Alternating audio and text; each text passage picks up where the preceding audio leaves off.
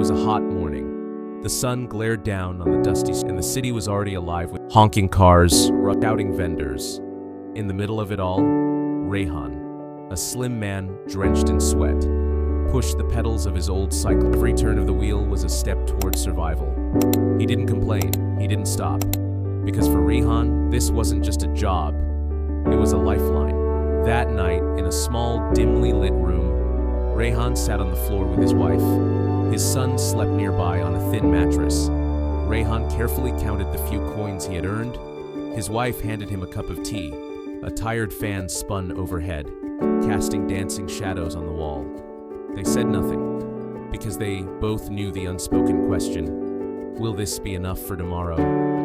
One evening, Rehan was in the tiny kitchen of their home. A big pot of biryani was boiling. He stirred it carefully, tasting the spices. His wife smiled. This tastes better than hotel. That made Rehan pause. In that simple moment, he realized he had something more than just strength to pull a rickshaw.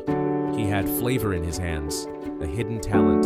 The next day, with trembling hands and a racing heart, Rehan set up a small table at the roadside. On it was a single steaming pot of biryani. People walked by without stopping. Some looked, most ignored. Rehan stood quietly, hoping, praying.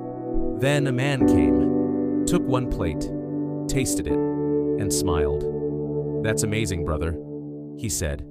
Rehan's heart skipped. The first plate was sold, and with it the first step toward his dream. Day by day, more people came. One became two, two became 10. Office workers, students, families, all stopped for Rehan's biryani. He served with speed, care, and love.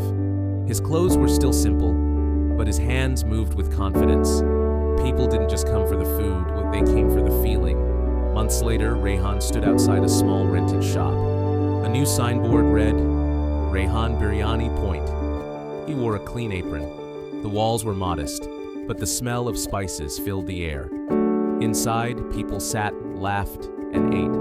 Where once stood his rickshaw, now stood his restaurant. A place built not just with bricks, but with every drop of sweat he had poured over the years.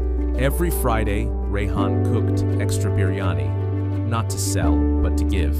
He'd set up free plates outside his shop. Kids from nearby slums came running. Old men smiled and blessed him. He knelt down, serving each plate with his own hands, because he knew the pain of hunger, and now he had the power to ease it. As the sun began to set, Rehan stood outside his restaurant. His eyes weren't tired anymore. They were calm, at peace. Behind him, staff worked, customers enjoyed their meals, laughter filled the air. Rehan simply smiled, not because he became rich, but because he became fulfilled. He didn't just cook biryani, he cooked his own destiny.